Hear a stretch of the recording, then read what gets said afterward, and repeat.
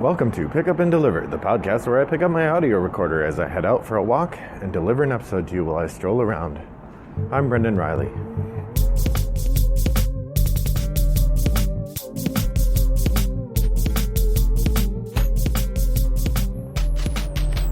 Good morning, listeners. It is a slightly less lovely time than it was last time I recorded. The clouds have come out, and I'm glad I brought my umbrella, although honestly I don't think it's going to rain on me. The weather is warm, comfortable, mid 50s in the Fahrenheit scale, which is what, like 10 degrees Celsius? That doesn't sound right, but there it is. Today I thought I would talk a little bit about my online play.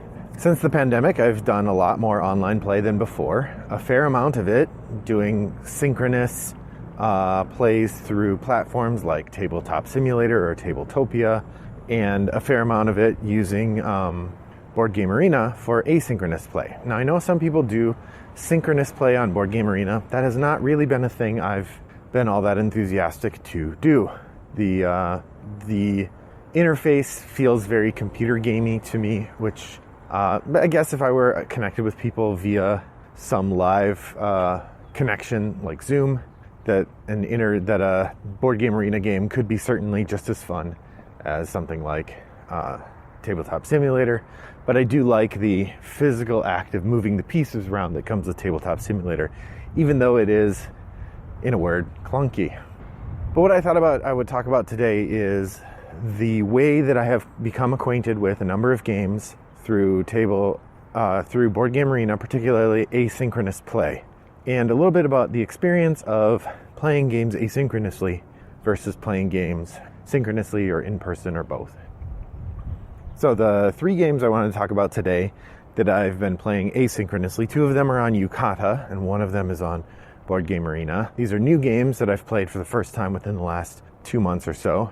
This is Grand Austria Hotel, Lorenzo Il Magnifico, and Abyss. Now, to be fair, Lorenzo Il Magnifico I actually did play a while ago, one game of it, and I didn't really get it. I didn't really understand what was going on. Now, before this play, I went and rewatched a rules thing, and I looked through the rules a little bit, and so I do understand a bit better what's going on. I will say that game I'm finding harder to connect to the theme. That the overall idea of that game is kind of a tracks on tracks on tracks game, and the effect of the way that you play the game just hasn't been particularly exciting or productive for me, at least in terms of board game play. For asynchronous play, I'm actually enjoying it quite a bit. I'm not sure, in part because asynchronous play, you're playing 2-3 moves a day instead of one turn every couple minutes, so it's very hard to have the theme come through anyway. Every board game that you play stretched out that way, the theme loses some of its verve, some of its life, because you're not maintaining that narrative in your head. They're becoming discrete moves that you have to kind of remember what your strategy was, but you end up playing very tactically, I do anyway, because I can't hold that strategy that long in my head, particularly given that I'm almost always playing several games. I think right now I have 13 or 14 consecutive games running, or not consecutive, concurrent games running on Board Game Arena. If I have 14 games running, it's really hard to remember my strategy in all 14 of them. So instead, I sort of have a general idea of what my strategy is, and then I play each turn tactically. Now, some of those platforms do have a note-taking function, which I probably should be using to indicate what I want to do next time I make a move, but I haven't really been using that feature very robustly, and I think probably to my detriment. So in that regard, Lorenzo Il Magnifico is one of the games to come out of this sort of Italian designer group that involves lots of sort of interlocking mechanisms used to advance broad goals connected to these sort of systems that get you points in various ways. In Lorenzo Il Magnifico, you are, trying to impress the titular nobleman and the church. So there's a church, a piety track, I think it's called, and then there are various ways that you're earning different kinds of resources that you trade in for different kinds of points. And it's all very Euro-y. One of the things I like about it is that it's a dice placement game where everybody gets the same dice. There's 3 dice that get rolled, and everybody has a marker that corresponds to each of the dice, plus a 4th marker that has a value of 0. You have these little purple workers that will add to the value of your dice, and you have these markers that correspond. So like when the dice get rolled, unlike something like Castles of Burgundy, where you might get good roll after good roll and I get bad roll after bad roll, in Lorenzo Il Magnifico we all get the same roll each round, which works out really nicely to help lock in the experience, to help mitigate some of that luck, in that, you know, I might get screwed by the luck and you might get screwed by the luck, but at least we had the same luck, and how badly it treated us depends on the choices we made previously.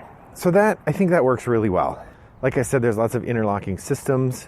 I would say the biggest challenge for me with this play, even though I understand the rules, is that because I'm not moving the pieces around, then I'm not really seeing how moving this piece here changes that there. And it's a little more abstracted, like how many little stone I have, because I don't actually have the stone in front of me. I have to look at the counter, and I have to make sure to pay attention to other people. So the abstraction that comes from asynchronous play does affect that a little bit. But overall, this does make me really want to try out Lorenzo Il Magnifico in person again, because the interlocking systems are so interesting.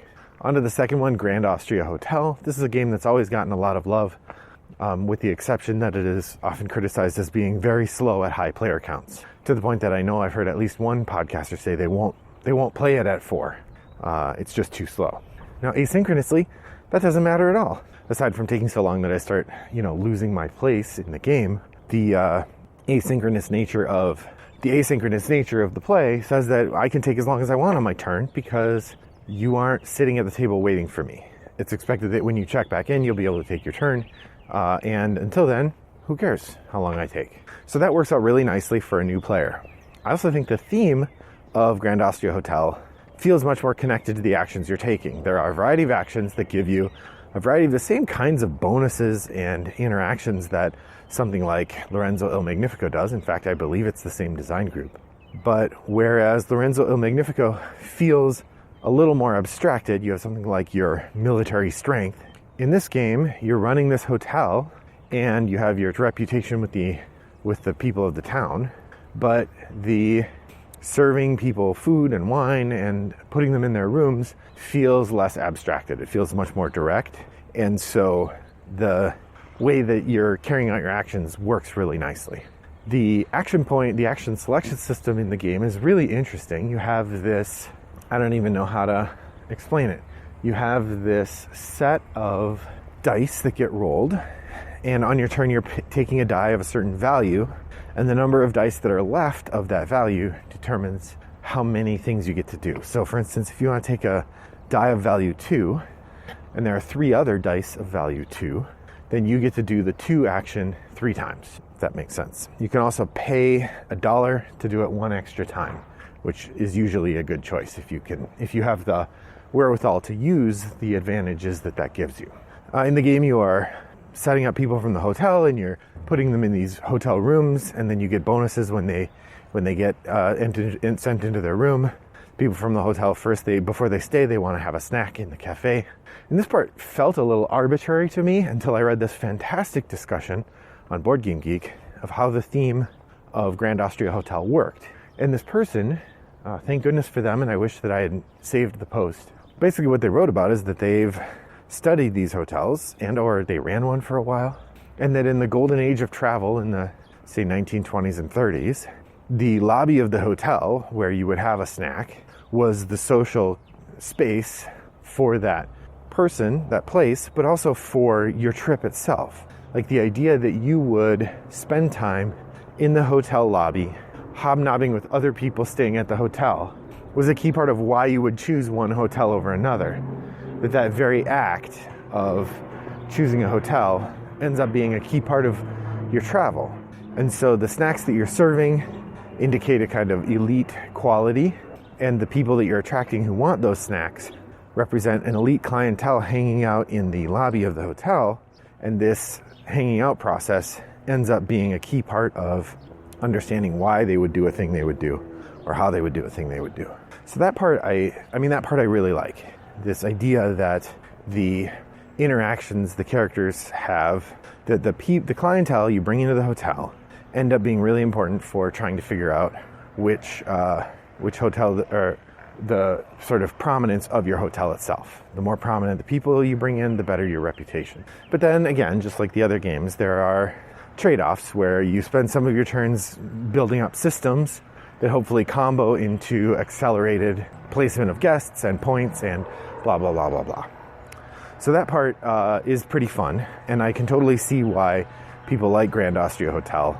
And it does make me a little bit regret not jumping in on the Kickstarter when they did the expansion, so I could get the game and the expansion.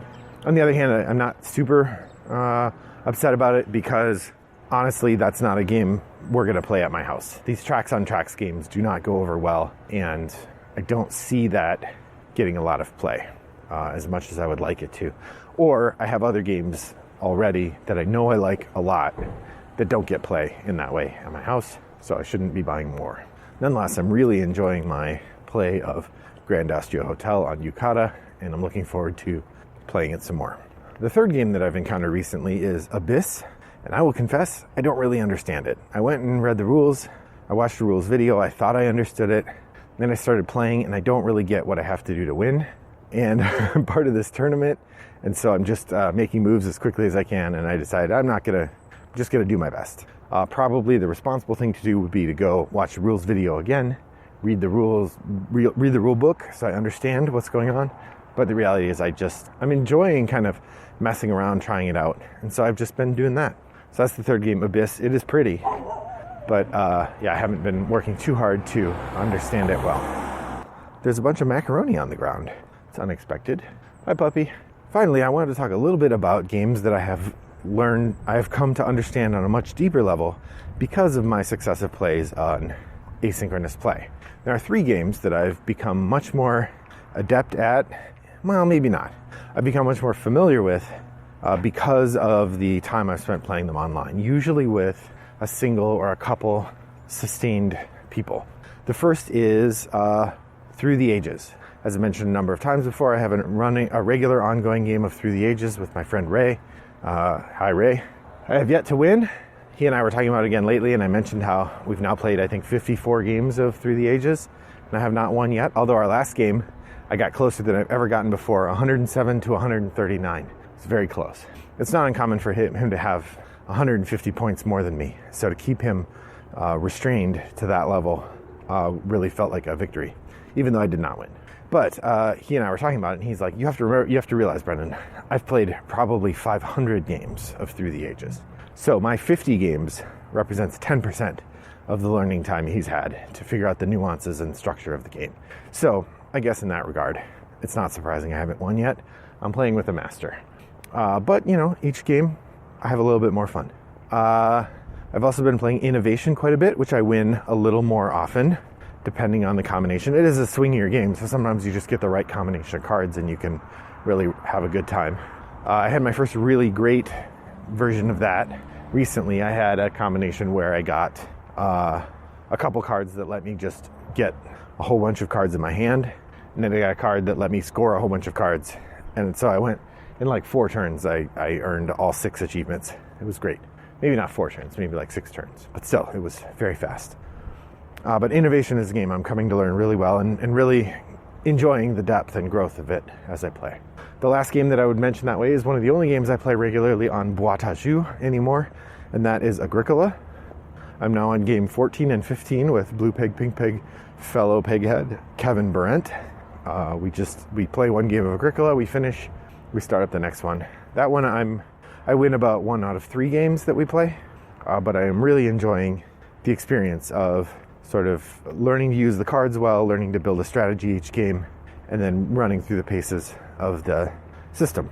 So that one continues to reward. That's Agricola over on Boiteajeux.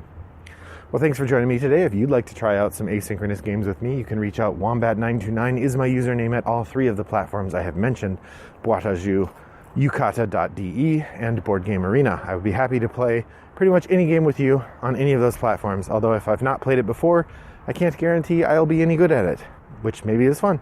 If you just want to reach out, you can reach out to me, Brendan, at rattleboxgames.com, or you can join us over in the guild, Board Game Geek Guild 3269, where I'd love to hear your thoughts on any of this. Thanks for joining me today on my walk. I hope your next walk is as pleasant as mine was.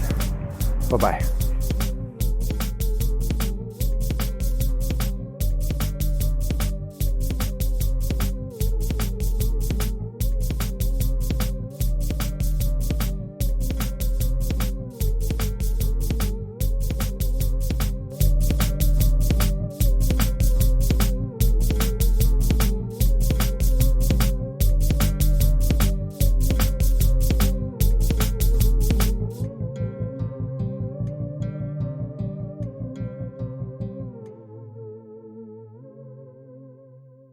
Brought to you by Rattlebox Games.